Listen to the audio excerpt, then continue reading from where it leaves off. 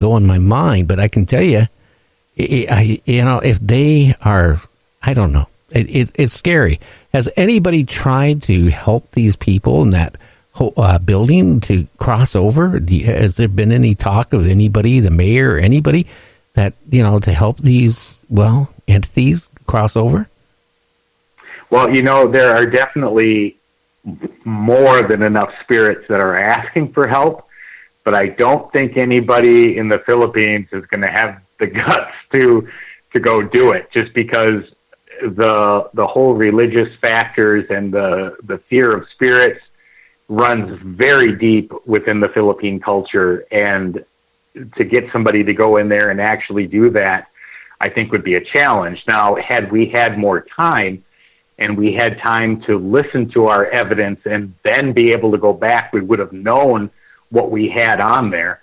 But we didn't have that opportunity, although I'm trying to talk my wife into going back again. She's a little hesitant, but you can go back. I'm thrilled to go back. I would go back in a heartbeat, but yeah, there's definitely ones there that need help, but I don't know of any talk of any of the local people that would be willing to do that.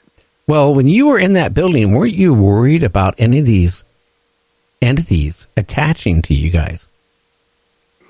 Yeah, well, that's a fear no matter where you go. Now, this place definitely had a very high propensity of spirits in it, and it wasn't even just the fear of having something attached and coming back, because that can happen, at any place, any time.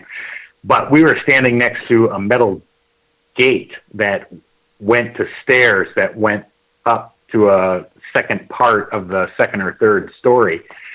And something had literally grabbed the sleeve of my long sleeve shirt, and it pulled on it, and it literally pulled my arm right up against the gate. It pulled that hard. And I believe I captured that. You have the audio from it. Your camera wasn't facing me, but you do have the audio of me going, "Oh, crap!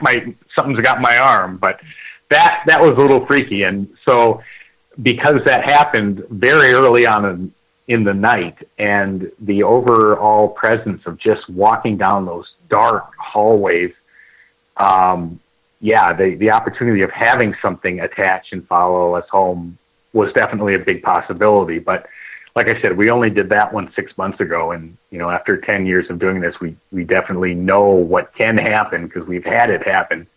And so we take the right steps to make sure that does not occur. What is the right steps for somebody that's doing what you do to protect themselves so they don't bring an entity or entities home with them?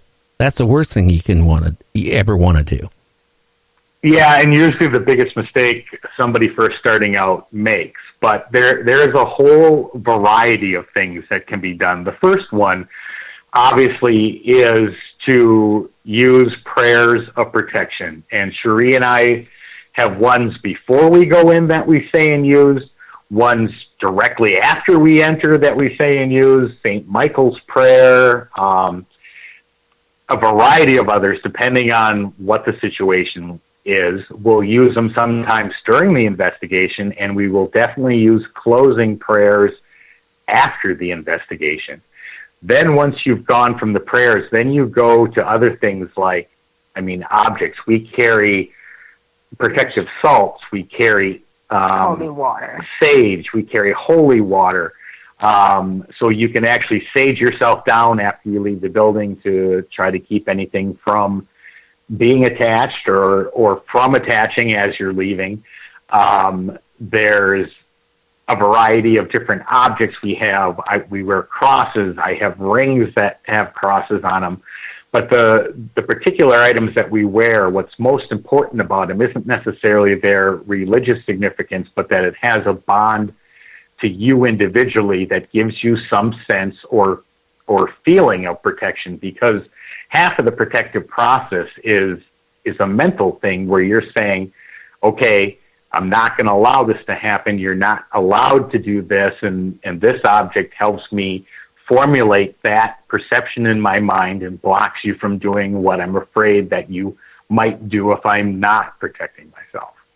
Well, when you first started out ghost hunting, the both of you, Now, did you ever bring an entity home with you? Actually, yes, we did. Like quite a few, actually, in the house. And when we went to San Carlos, that is the first time that we did the investigation. So one night after investigation, and we had this white feather, long white feather. It's kind of like because our dog is white and his tail is kind of like feathery.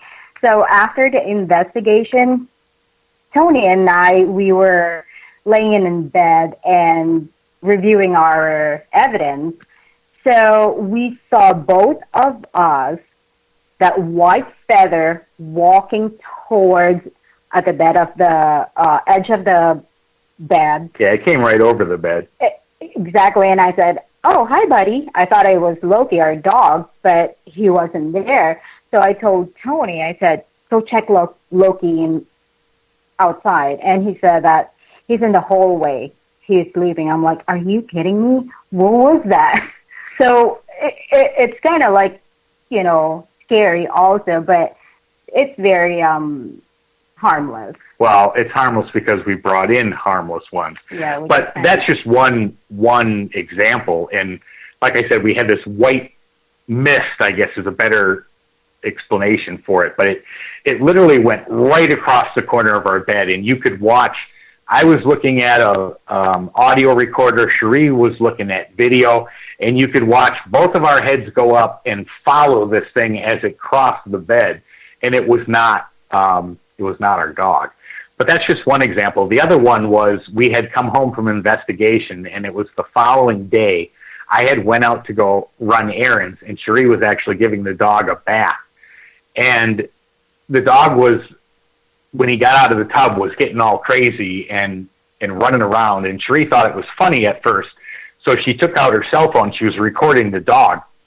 Well, the dog took off, got out of the room, and went into the living room. Well, she just took her phone and she threw it on the bed. Well, it was still running. You couldn't see the video, but the audio was still running. And as she's chasing the dog around, when we listened to it, we realized there were about 6 other voices in the house that were not her. And her and the dog were the only ones in the house. And these voices on the recording were making comments about Cherie and what she was doing. They were talking to the dog. They were telling the dog to settle down, stop running. It was unbelievable. Well, what did you do to get rid of those spirits out of your house? We didn't. Tony doesn't want to. No, if they're not causing trouble, and I can tell you we probably have, and they come and go. They're not here all the time, although there's probably not any time that there's not at least 1 or 2 here. But they have not caused us any trouble, and therefore I don't feel the need to kick them out. And we do a lot of ITC communication. A lot of it happens right here in the house, and it's great to be able to get those responses when needed. And so until something bad happens, I think when we first realized we had him in the house, Cherie said, you can be here, but I don't want you in the house. And so I literally found that in order to get good EVPs at home, I had to go out on the porch because it actually made a difference. But I think over the years they've crept back in because you haven't asked them to go out. But so far, nothing negative has happened. So right. I think they're also protecting us. With last time we went to Oxbow Saloon in Payson, and after the investigation, we had an accident a day after. Is it a day after? Yeah. Oh yeah, we got crunched between 2 other cars. Oh no, we were in the front. We were in the front. Well, anyway, there was a car behind us that got slammed into by a car behind him. Both those cars were totaled. Our car didn't have a scratch. I mean, not even a scratch on the bumper. Mm-hmm. And even the cop said, "How did you? What happened?" Even at the inside of the car, the headrest, the force was so traumatic that it forced the headrest off the seats and forward, even though we were sitting in the seats. but there wasn't a scratch on the car. And after the police said, okay, you can go, we just drove away. Yeah, but the other two are like... Yeah, the other two cars were totaled. We're thinking, how did that happen? And, Cherie said, I think one of the spirits absorbed the energy or did something, but I mean, it was a strange experience. You should have been an accordion. Exactly. Yep. Interesting. Now, have you ever had things in your house move around? In other words, move from a different location where you put it, or disappear for a period of time and then come back in a different location, or just totally disappear at all? Yeah, we have that happen all the time, but we have kids, so it's usually them. But as far as objects moving, we've had it happen, but not in the house. Okay. I can honestly tell you, I actually had a beautiful stereo system one time with fantastic speakers. And all of a sudden my wife went to listen to music, and all of a sudden it didn't play music. And the speakers were gone. Well, we traced it down. It wasn't spirits. It was my son. Stole them and put them in his car. Yeah, we experience that about 20 times a day. Okay. How about some people that claim when they're out at a house, for example, doing, the research on, spirits in a house, and the people claim that money drops from the ceiling, quarters and nickels or pennies. Have you run across anything like that? No, we've heard those stories happen, and we've heard, firsthand accounts of people saying that. I have not experienced that personally, but from what we've had and have had experienced, I really don't see any reason why it actually could not happen.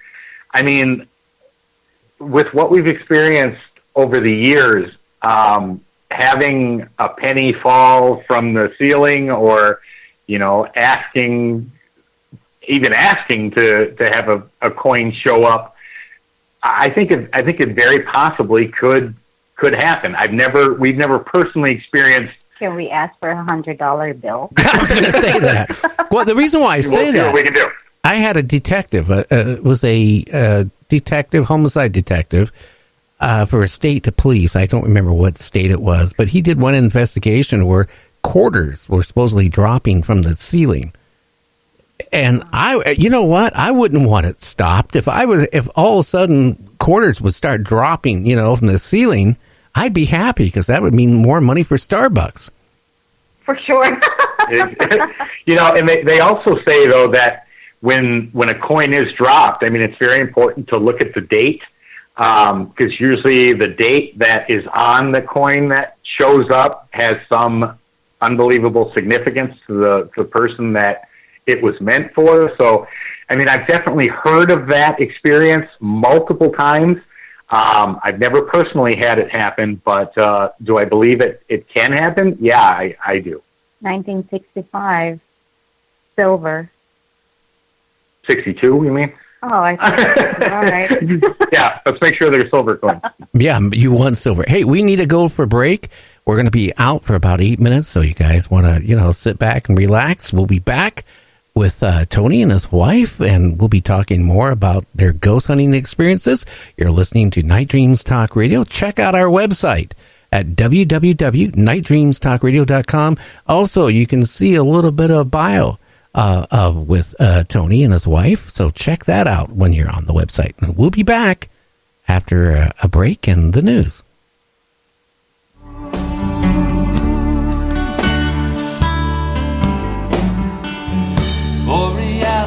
Starlit crown arches over the Puget Sound. Berenice's hair drapes her